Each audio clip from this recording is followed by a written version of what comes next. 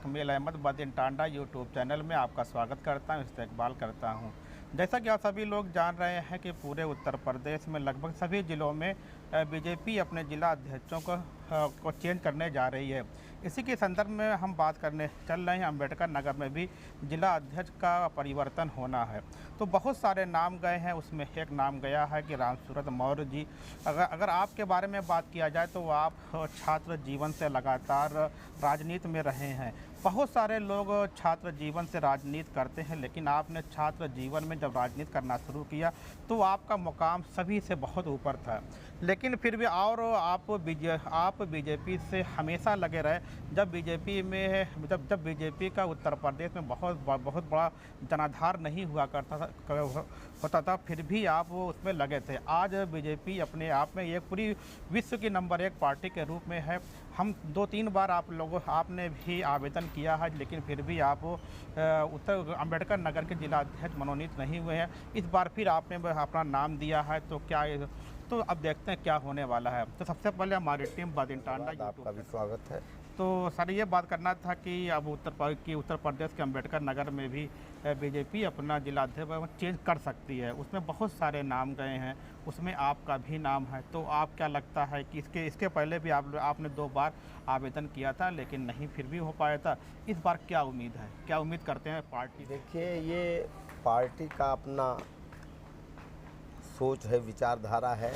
निश्चित तौर पर पार्टी हमारी जो निर्णय करती है, हम सब लोग उसे सहर्ष स्वीकार करते हैं, क्योंकि पार्टी के जो बड़े नेता हैं वो बड़े सूझबूझ के साथ तमाम बिंदुओं पर, तमाम चीज़ों पर विचार करते हुए तब निर्णय करते हैं। भारतीय जनता पार्टी में सामूहिक निर्णय होता है, व्यक्ति का निर्णय नहीं होता है, व्यक्ति विशेष नहीं है। व्यक्ति विशेष नहीं है, यहाँ सामूहिक निर्णय है। और सामूहिक निर्णय जो होता है वो सब लोग उसे स्वीकार करते हैं। और मुझे लगता है कि तमाम प्रकार के पहलुओं पर ध्यान में रखते हुए, यहाँ के समीकरण को ध्यान में रखते हुए, आगामी लोकसभा चुनाव को ध्यान में रखते हुए, तो ये सारी चीज़ों पर ध्यान में रखते हुए मुझे लगता है कि निश्चित तौर पर भारतीय जनता पार्टी विचार करेगी और यदि मुझे उस लायक समझती है तो मुझे बनाने का काम करेगी, अन्यथा जिसे भी बनाने का काम करेगी हम सब लोग उसे स्वीकार करते हैं। अगर बात कर रहे हैं कि अम्बेडकर नगर के जिला अध्यक्षों की, कपिल तो वर्मा साहब के पहले भी एक वर्मा जी थे, फिर वो वर्मा जी हुए, इस समय त्रिपाठी जी हैं। तो क्या आपको लगता है इस बार कोई मौर्य समाज से कि अम्बेडकर नगर का करेगा प्रतिनिधित्व? देखिए, ऐसा है, आपने कहा कि समीकरण के आधार पर, क्या जातिवाद समीकरण के बारे में बात कर रहे थे आप? सब प्रकार के समीकरणों की बात मैं कर रहा हूँ जी। उसमें आज की वर्तमान राजनीति में जो आप कह रहे हैं जाति, ये अछूता नहीं रह जाता है जी। तो निश्चित तौर पर देखिए, मुझे लगता है कि यहाँ पर जब से ये जनपद बना तो प्रथम जिला अध्यक्ष के बाद, प्रथम जिला अध्यक्ष से लेकर के आज तक मुझे लगता है कि ऐसे हमारे यहाँ जाति की कोई बात नहीं, हमारे यहाँ राष्ट्रवाद का मुद्दा चलता है। लेकिन फिर भी अम्बेडकर नगर जनपद में तो अब तक आप ये बात सही कह रहे हैं कि यहाँ पर जो है सवर्ण समाज के या बैकवर्ड समाज के लोग अध्यक्ष बनने का काम किए हैं। और हमने पहले आपको कहा कि जो भी हैं हम सब लोग उसे स्वीकार करते हैं। यहाँ जाति का कोई मसला है नहीं हमारी पार्टी में, यहाँ राष्ट्रवाद का मामला है, इसलिए हम लोग एक मिशन को, राष्ट्रवाद को लेकर के काम करते हैं। लेकिन निश्चित तौर पर 2014 के चुनाव में मोदी जी को जो है एक बहुत बड़ी संख्या में वोट देने का काम मोस्ट बैकवर्ड ने किया है जी। और मोस्ट बैकवर्ड पूरी तरीके से वो जो है मोदी जी के साथ है।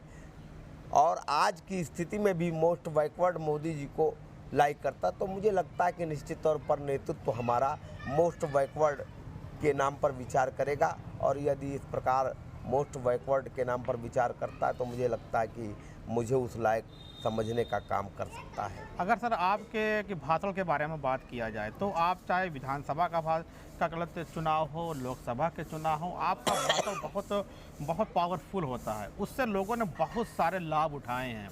लेकिन आपको क्या लगता है, लोग ये कहते हैं कि जितना लाभ लोगों ने उनके भाषण से उठाए हैं, उनको वो मुकाम नहीं मिला उनके भाषण के ज़रिए।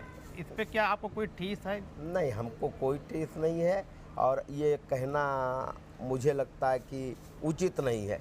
भारतीय जनता पार्टी मेरी माँ है और भारतीय जनता पार्टी ने मुझे जो सम्मान देने का काम किया है, एक साधारण परिवार में मैं पैदा हुआ और साधारण परिवार में पैदा होने के बाद मैं छात्र जीवन से लेकर के और आज तक जो भी प्राप्त किया हूँ वो राष्ट्रीय स्वयंसेवक संघ का मैं प्रारंभिक कार्यकर्ता रहा, फिर विद्यार्थी परिषद में मैंने काम किया, फिर मुझे भाजपा और भाजपा ने मुझे तमाम मुकाम दिए। ये कहना गलत है। मुझको यहाँ फैजाबाद ज़िला 1 था तो मैं जिला महामंत्री था, अम्बेडकर नगर ज़िला बना तो मैं प्रथम जिला अध्यक्ष युवा मोर्चा हुआ।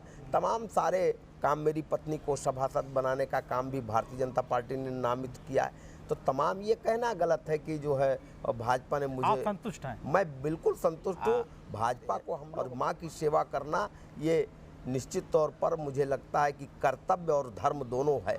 तो मुझे पूरी तरीके से संतुष्टि है और मुझे विश्वास भी है नेतृत्व पर कि नेतृत्व जो है वो एक अच्छा कुशल नेतृत्व देने का काम भारतीय जनता पार्टी करती रहती है और निश्चित तौर पर विचार करके एक अच्छा अध्यक्ष अम्बेडकर नगर में देने का काम करेगी जो पार्टी के सेवा करने का काम आप अम्बेडकर नगर राजनीति करते हैं, क्या कभी ख्याल आता है कि चले स्टेट पे, प्रदेश पे राजनीति किया जाए?